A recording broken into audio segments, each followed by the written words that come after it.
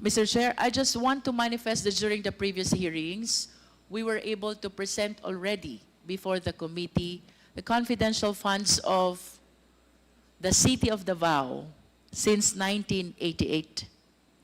And if my memory serves me right, during the time of then Mayor Sara Duterte, the confidential fund was 420 million, and then it was raised to 460 million until she finished her term as mayor of Davao City. Having this in mind, sir, Yes, Mr. Chair. would you agree with me if I would say that Yusek Zulaika Lopez and SDO Gina Acosta are well experienced with regards to confidential fund? I cannot surmise, Mr. Chair, because I have no knowledge of their position or participation in the Davao LGU. Let us proceed to the fiscal and financial plan. I hope you are in the position to answer this. May we request the Secretary to please flash the fiscal and financial plan.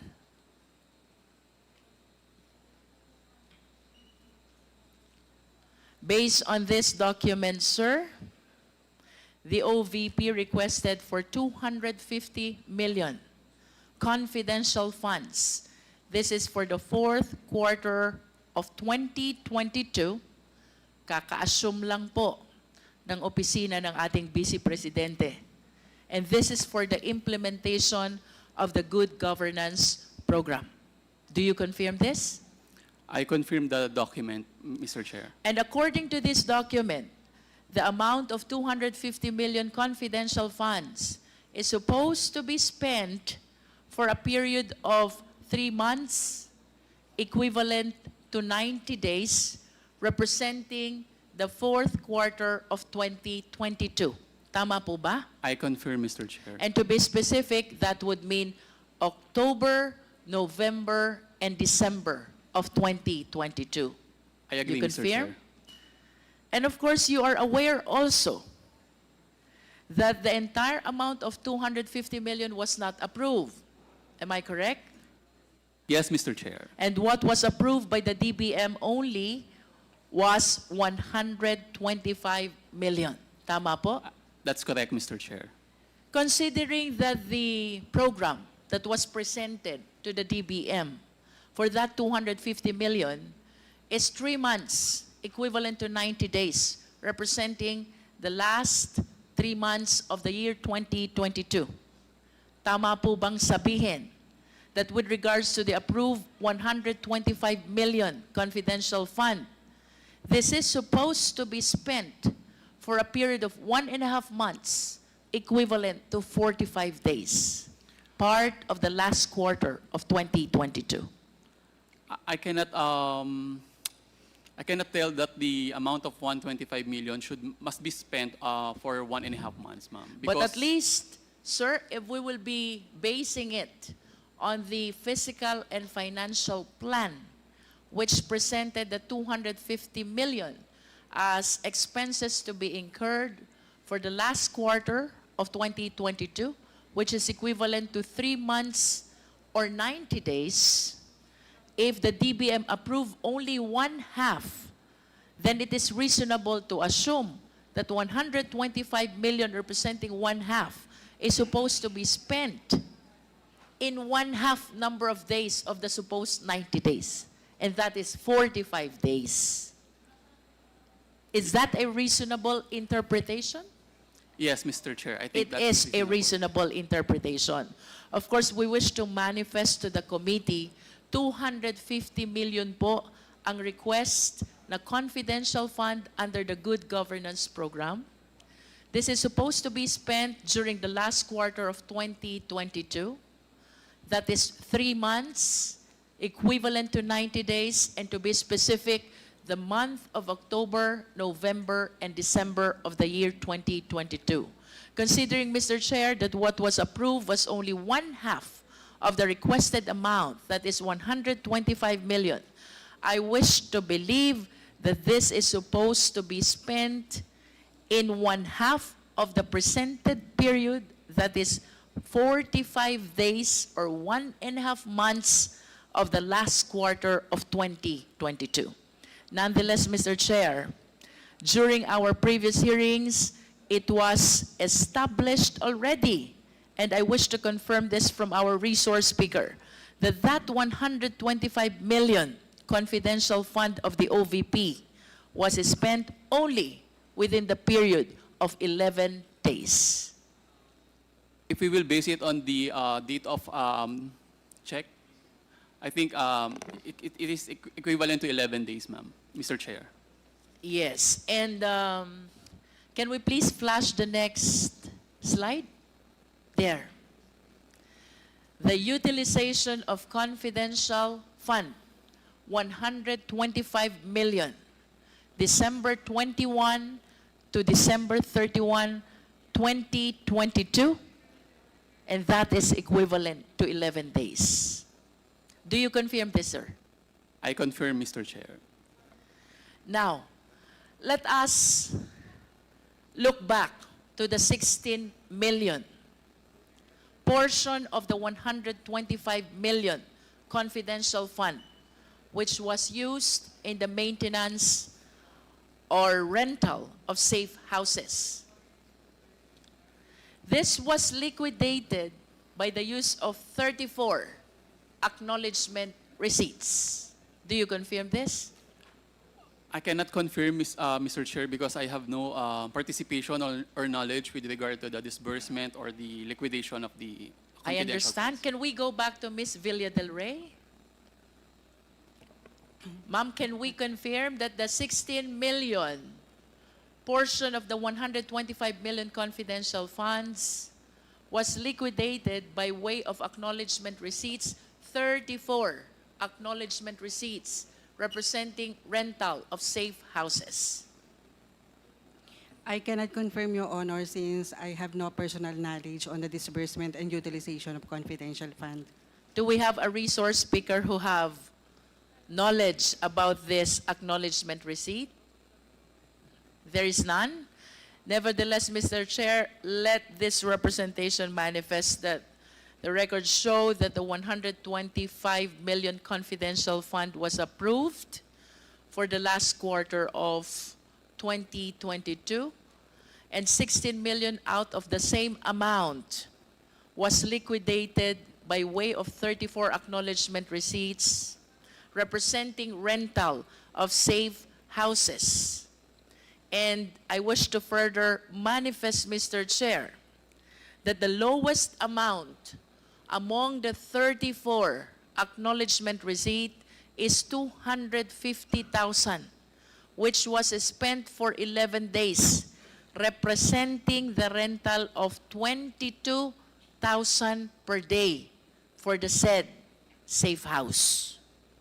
The highest amount of acknowledgement receipt, Mr. Chair, is 1 million.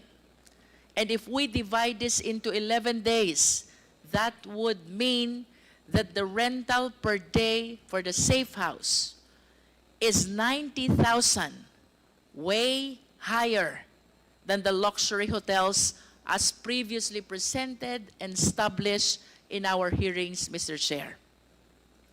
Mr. Chair, I wish to go back to Ms. Villa Del Rey. Ma'am, doon po sa letter to the DVM for the request for augmentation fund, the purpose that was cited, safe implementation of various projects and activities under the Good Governance Program. Do you confirm this? I don't have knowledge of the request, Your Honor. I only have copy of the letter. Can we please flash again the fiscal and financial plan? At least Ms. Villa Del Rey, please confirm it from the document from the office of the OVP. It says safe implementation of OVP. I cannot read anymore. Would you know, Ms. Villa Del Rey, if during the time of Vice President Robredo, there is good governance program also? Yes, Your Honor. And under Vice President Robredo's good governance program, may kasama po ba doon na maintenance of safe houses? Wala po, Your Honor. Then can you please enlighten us? Bakit po dito sa good governance program ni Vice President Duterte, may nasamang maintenance of safe houses under confidential fund? I'm sorry, Your Honor, wala po akong knowledge doon sa disbursement and utilization ng confidential funds. Nonetheless, Mr. Chair, I wish to manifest that although both Vice President Robredo and Vice President Duterte, Congresswoman Luistro, maybe we can ask Attorney Sanchez because I noticed that her name was included in that document.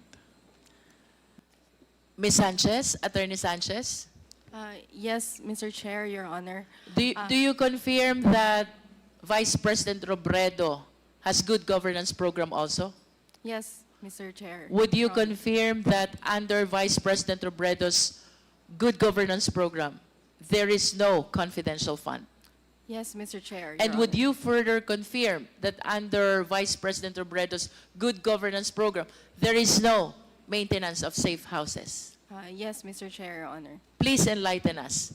Bakit po pagdating sa programa, same program, good governance program of Vice President Duterte, biglang nagkaroon ng confidential fund, biglang nagkaroon ng maintenance of safe houses?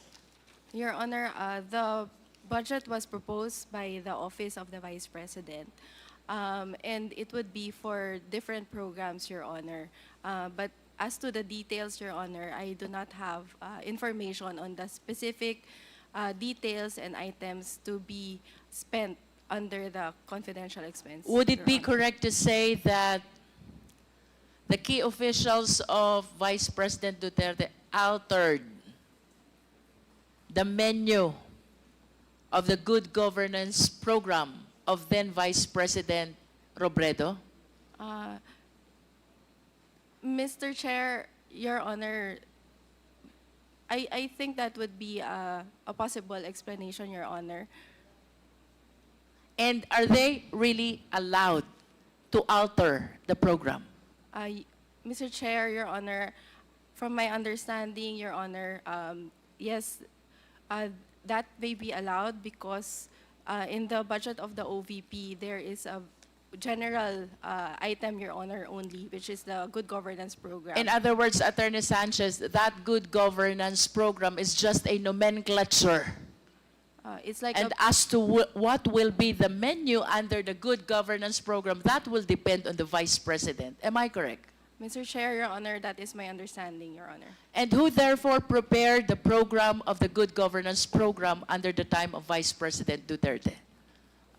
Mr. Chair, Your Honor, that would be the Office of the Vice President, Your Honor. Can you please cite the name? Who in particular among the key officials prepared?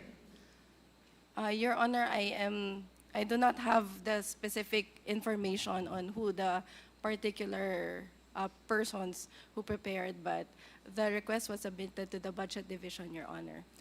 Nevertheless, Mr. Chair, in spite of the admission of Attorney Sanchez that they can alter, what is clear, the program Good Governance under Vice President Duterte suddenly include confidential fund and maintenance of safe houses, items which were never seen and which were never included in the program of Vice President Robredo.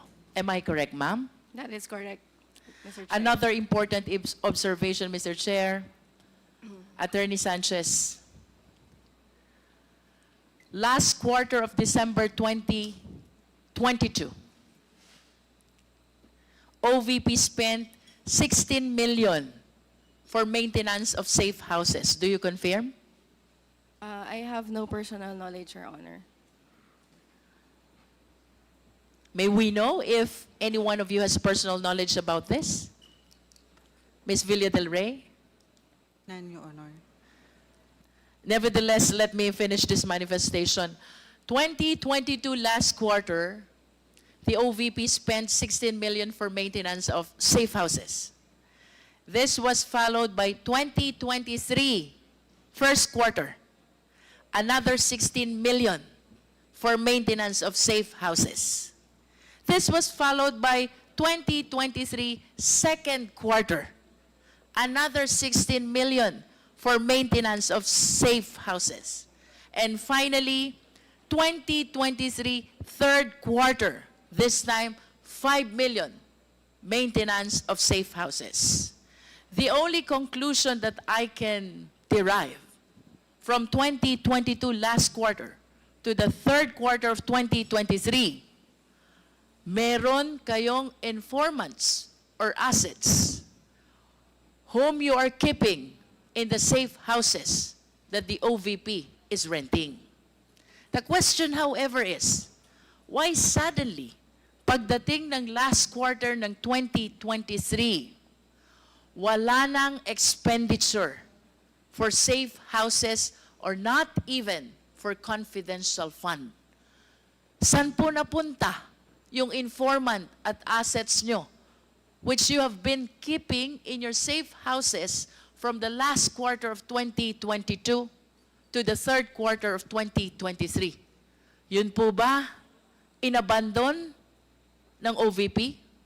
Yun po ba biglang nag-disappear? I understand that you have no personal knowledge, but at least please give us a reasonable interpretation of what happened. Why suddenly, in the last quarter of 2023, nawala ang maintenance ng safe houses, which means nawala din ang informants at saka assets. Where did they go? Ms. Villa Del Rey? I'm sorry, Your Honor, I cannot answer the question since I don't have really knowledge of the utilization of the confidential fund. Attorney Sanchez? Your Honor, I also apologize, same as the answer of Ms. Villa Del Rey, Your Honor.